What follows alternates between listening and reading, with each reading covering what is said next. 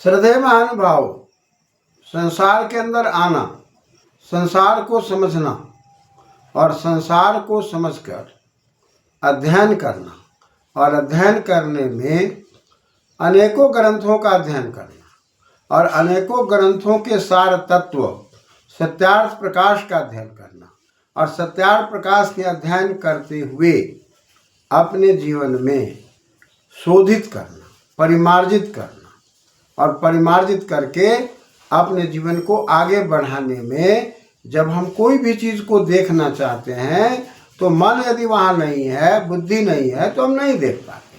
सुनना चाहते हैं तो मन और बुद्धि के एकाग्रता में ही हम सुन पाते हैं। होता क्या है कि हम विचार करते हैं कहीं और रहते हैं कहीं। ये चित्त की एकाग्रता के ना होने के कारण परिमार्जन शोधन में परेशानी आती है। इसलिए शास्त्र कहता है कि देखते हुए न देखता, सुनते हुए न सुनना और न देखना। और फिर उदाहरण दिया जा रहा है कि दाम्पत्य जीवन में जैसे दोनों में समर्पण होते हैं तब घर परिवार का चलना और चलाना आसान हो जाता है।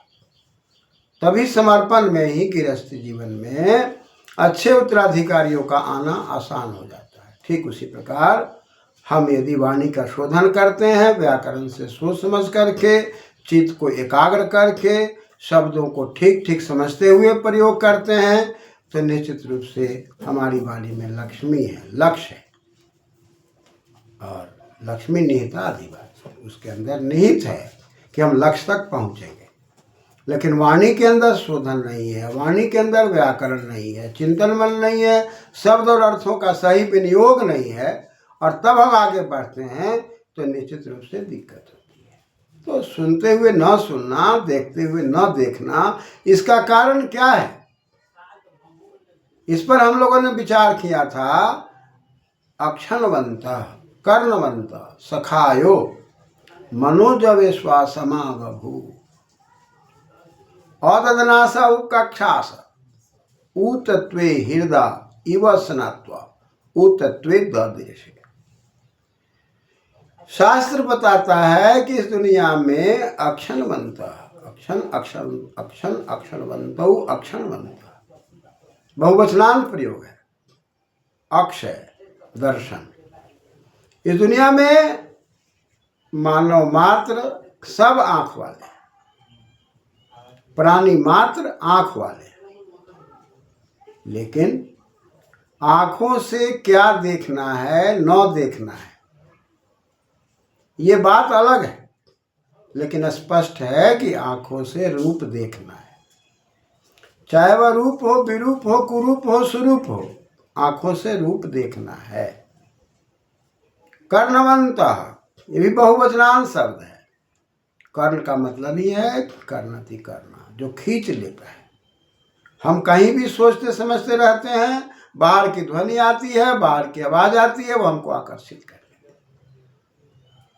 तो ये श्रवण और ये आँख, तो वो शब्द को सुनना और रूप को देखना, ये प्रक्रिया सभी के शरीर में आँख और कान के माध्यम से है।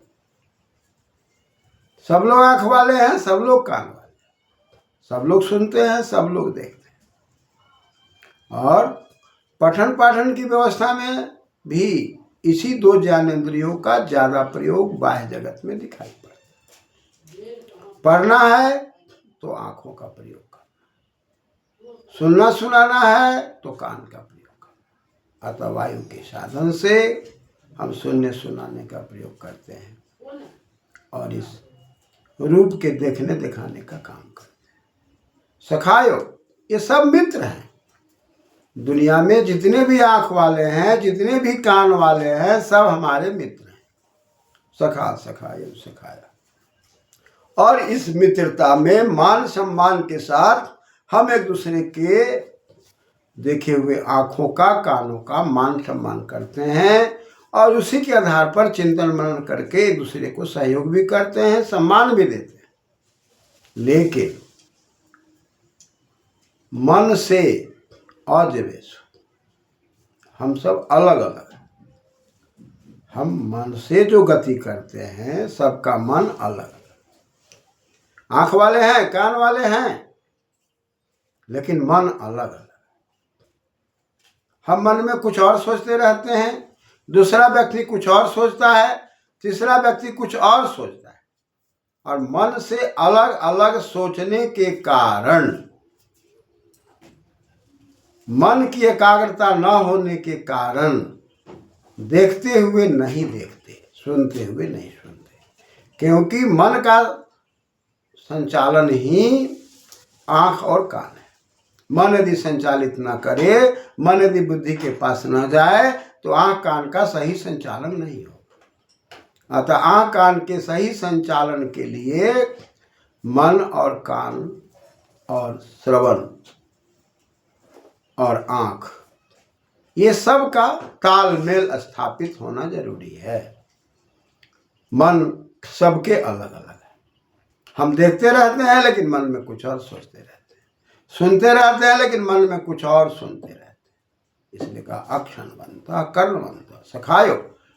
आँख कान देख करके हम कह सकते हैं कि भाई सबका एक जैसा है, सभी एक आँख और एक कान और एक घुटना वाले, लेकिन नहीं।